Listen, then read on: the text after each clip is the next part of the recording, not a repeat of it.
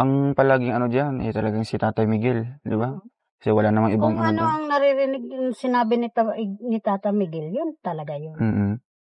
Kasi isa din sa ano ko diyan is yung tinulungan ko is sila Tatay Miguel talaga, 'di ba?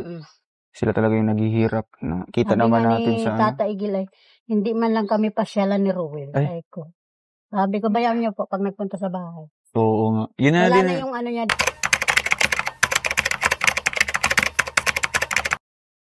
So yun, good morning, good afternoon, good evening mga kalingap. Ito po muli ang inyong lingkod, Batang Elio po ano.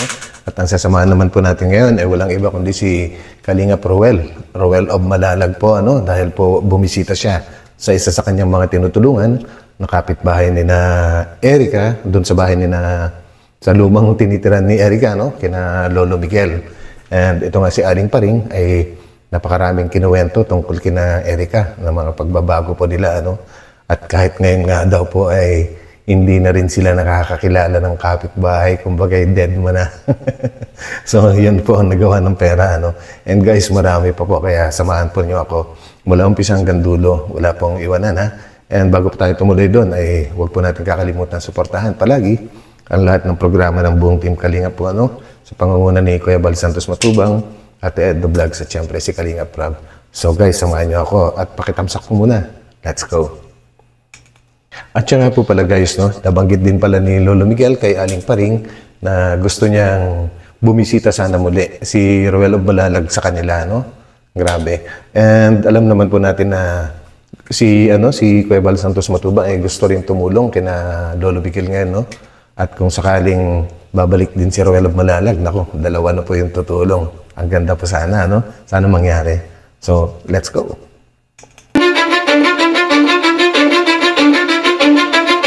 I don't give a fuck what you say. Ay nanay, kumusta po si dito, si Lolo Miguel? Pumapasyal ba dito? Oo, nandito na namin. Oo nga, isa yun sa malapit na kaibigan ni Nanay Amparo, na malapit na Nagpunta ko doon. na kapitbahay. Ay kahapon pumunta. Anong isang araw? So, anong So yan guys, no? Si Aling Paring po pala ay talagang malapit na kaibigan ni na Lolo Miguel. Kaya ito ay may malaki posibilidad na maraming nalalaman na katotohanan tungkol sa mga nangyayari. Kami ni Ate Tess.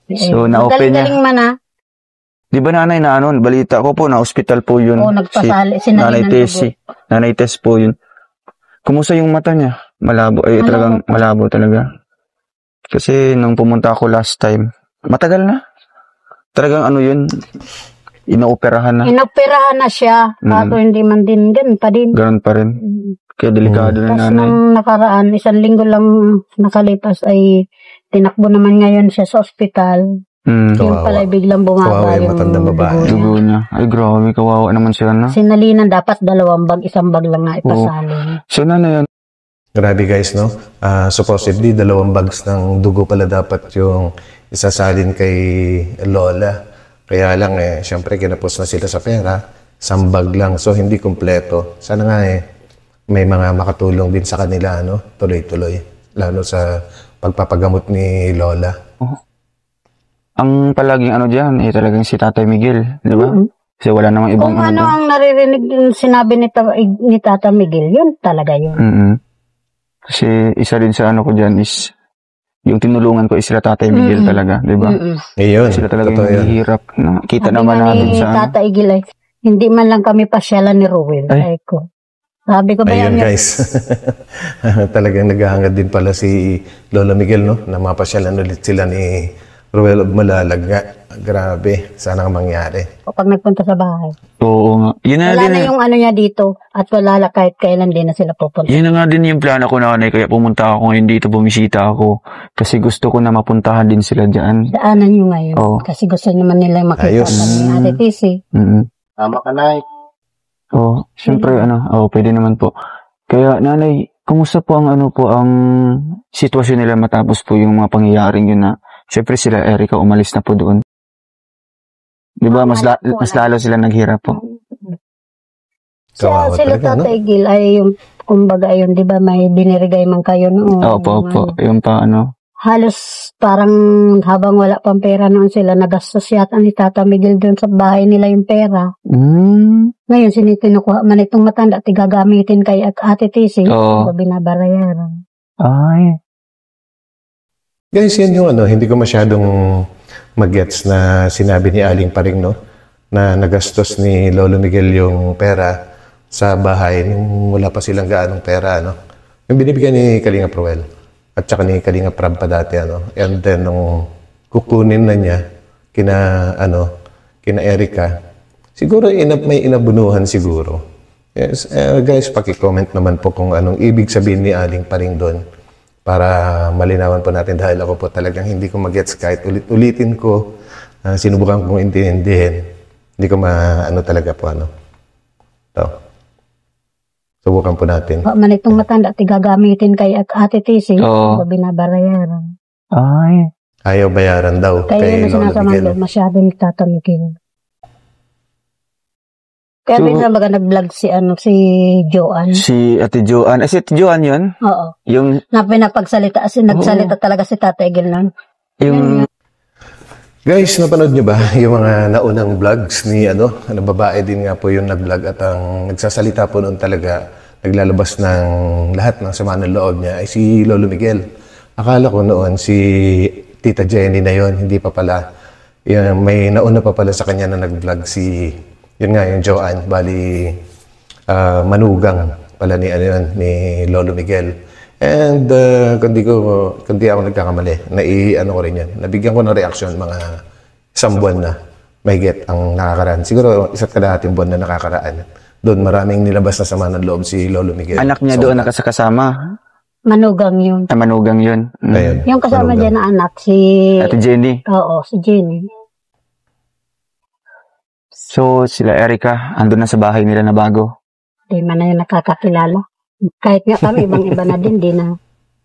Nakikita ko dyan, napunta dyan. Pupunta dyan. Nadaan lang. Oo. Kila Taigil, di naman kung iba, dadaan at mamano sa luluhin. Oo, Wala siyempre, di ba, respeto kasi nga lolo. Wala na daw talaga. Hindi na nakakakilala. Ano mo, Grabe hindi, na. kamag-anak mo, siyempre, lolo't lola. Pero iba nanay, hindi talaga. Dumadaan-daan na lang. Kaya, mas lalo naghirap sila Tatay Miguel ngayon. Oo, din na. Naawa din ako minsan kay Tata Miguel. Naibenta nga yung kalabaw niya. No? Ay, nabenta na. Uy. Sa hospital. Yung bangka po niya. So yun guys, no, yung alaga ni Lolo Miguel na kalabaw, nabenta na rin pala at doon kinuha nga po yung pinanggagastos sa pagpapakonfine kay Lola Tess. Grabe, paubos na. Yung bangka na andyan. Andyan pa man din. Pero Buti siyempre si nandiyan pa yung tatay bangka. matanda na din. Di ba? Si Jerry naman yung kasama-sama yung anak. Doon sa sa pamangka. Pamangki. Kaso ang hirap na hulihin ngayon ng pangki. Oo nga. Tapos di ba, doon sila umaasa din sa pagkukopra. Di ba? Kung magkano yung kita doon, hati-hati yan. Hati-hatiin. Pero hindi naman yan. Well guys, matagal na rin kasi ako nakasubscribe sa channel ni Lolo Miguel, no? So nakikita ko rin po yung mga pangyayari sa kanila. Although hindi ko naman po nire-reactionan. Lately na lang, ito na lang. Kumbaga, talagang ang pinagkukuhanan po nila ay yung kopra nga po. Tapos yung batawag doon, yung gumagawa sila ng uling, taka yung mga tinatanim niyang gulay.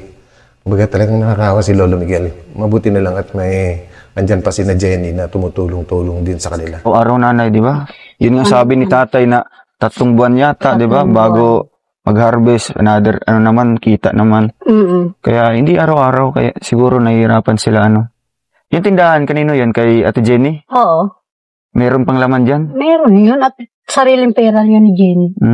Iyon. Dala ng asawa niya. Kaya nga noon sa sinabi ni Ate Jenny sa live niya, yung nagsalita siya na yung pera doon ang ginamit niya sa tindahan is galing sa asawa niya, pinaghirapan nila. Tapos yung inipon daw niya binibigay ko noon, andun din na nakasama doon sa tindahan. Yung mula. So yun guys, no? Yun yung pinalalabas ng mga e-lovers na galing daw kay Erica, yung pinampuhunan sa tindahan at pinampatoy ng puhunan. Ito na po, mismong kapitbahay nagsasabi at saka andyan na si Roel Malalag na nagpapatunay na talagang galing din dun sa mga binibigay niya dati. No? Grabe naman kayo. Kung kabibigay nyo noon sa Mga kanila, yung e-lovers. mga pinakinabangan nila. Mm. Pero yung mga noon na kay Erica, wala sila doon nakukuha. Wala. So talagang... So wala Sila na. pang nakunan. Kasi yung sabi doon nila nung habang nasa ospital doon sila Tatay Miguel, tsaka nila kinuha yung mga gamit daw. Oo. Totoo po yan? Hindi nag-aalam. Hindi man lang nila tinulungan si Jenny na nasa ospital. Ay, kawawa naman. Buntis si Jenny. Halos yun ang nag-aalaga. Si Ay, yung Tita papa Jenny. ni Kenji. Ay, mama ni Kenji. Si Kenji, saka si yun lang, nagtutulong-tulong dyan kay... Kawawa naman. Sila na ang Grabe. nagtutulungan. At yung mama ni Erica, parang wala nang pakialam sa kanila. Ayun, Yun pati naman mama yun. nila wala na rin pakialam. So, pati din pala kay nanay, nakakapansin din po. Siyempre, malapit na... Nalunod na sa kapitbahay. pera. Kasi minsan binabati ko, hindi na sila na yung dati baga. Ate pa rin, malayo pa na sigaw na si... wala na. Ano tawag? Grabe, no? Ibang-iba na nga sila, no? Kung dati nga daw, pag nakakasalubong, malayo pa, sumisigaw na sila, Ate Maring, Ate Maring. Ngayon, wala na. Hindi na sila kilala. Dead man na, kahit makasalubong pa. Si nanay, Ate Maring. Ayos. Ate pa rin ang Ay, tawag. Paring. Nanay Maring. Ito si Nanay Paring. Oo. So, nanay, kumusta naman yung pag-iisa dito? Okay Kakaiba naman. Namimiss mo May- na si Sheena. Namimiss ko na kaya mauwi na Sabad. Tayo, uwi mo na dito at maano pati ng Oo, ma-practice. practice. Kaya nanay, Guys, maputol ko lang saglit, no? Kasi ang hirap intindihin yung gustong palabasin ng e-lovers tsaka ng magkapatid na Erica tsaka Sheila May, ano? Na gusto nilang ipaalam sa lahat na tumatanggap nga sina Lolo ng buwanan na sustento. Bakit ganun? At gusto nilang, tumango na lang or sumang-ayon sina Lolo na kahit wala naman silang tinatanggap, ay sumang-ayon na lang na kunwari, parang meron. Bakit ganun? Guys, parang may naiisip ako eh. Hindi kaya itong si Sir Jun A ay talagang merong binibigay para kina Lolo? At kaya pinalalabas na na ganun? Kunwari, ibinibigay pero wala naman pala. Kaya gusto nila sumang-ayon na lang yung matatanda na kunwari may natatanggap sila. Sabi naman nila, mabait nga daw itong si Sir Jun A. Mapagdasal at talagang mabait din, matulungin, pero baka hindi niya alam kung ano yung mga nangyayari sa tinutulungan niya na yung magkapatid nga po, Grabe guys, meron din palang binigay na tricycle para daw sa pamilya. Ang problema, inangkin naman ng mag-asawa. Mag-asawang Sheila May tsaka yung asawa niya na sinasabi nga po nila na walang trabaho, Grabe.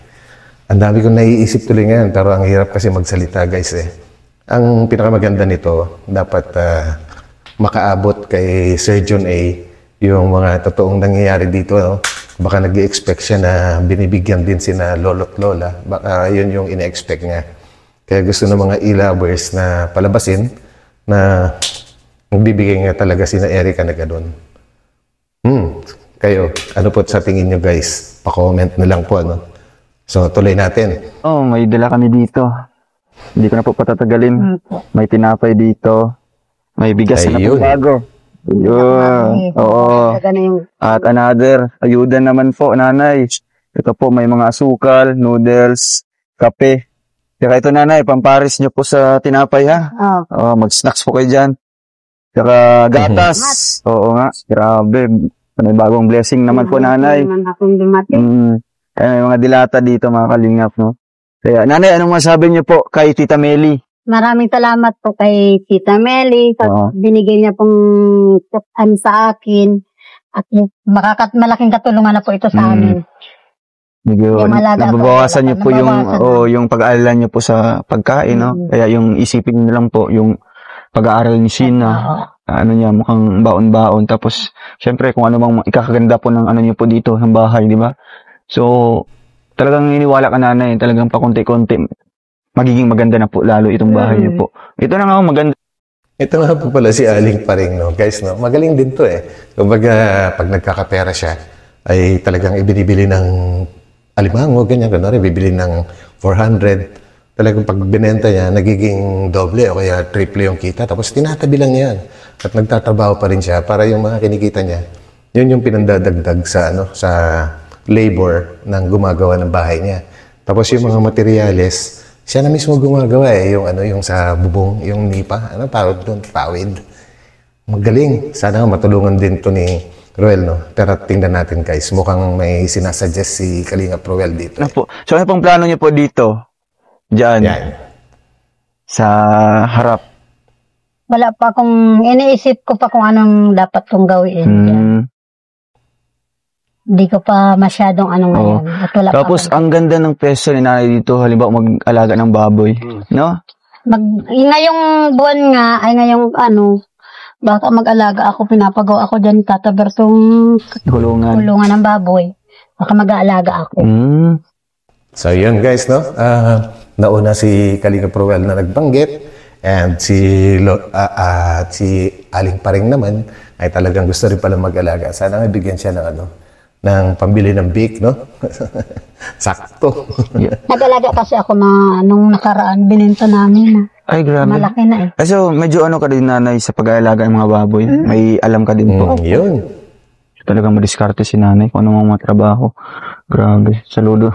Yan ang mga dapat tinutulungan. Nanay, yung mga porsigido. Ayun, grabe, no? At buti na lang po, nanay, at nakabisita kami dito, no? Nanay, may 1,000 po. Maraming salamat po sa binigay niyo naman sa aking kadagdagang Baka pagbalik niyo may makikita na naman kayo sa binigay niyo sa akin. Kung anong dapat kong gawin. Ayun, galing talaga niya, no? So yun guys, grabe pala yung magkapatid, talagang ibang-iba na nga po sila. At yung portion na hindi ko maintindihan guys. Paki-comment down kung ano talaga ibig sabihin ni Aling Paring doon. And thank you sa inyo lahat sa pagsama sa akin sa video na ito. Kita-kita po tayo ulit sa aking susunod na upload. Huwag po kalimutan mag-like at mag-subscribe sa mga bago pa lang sa aking channel. And pakishare na rin po kung po pwede. Maraming salamat. God bless po sa lahat. Bye.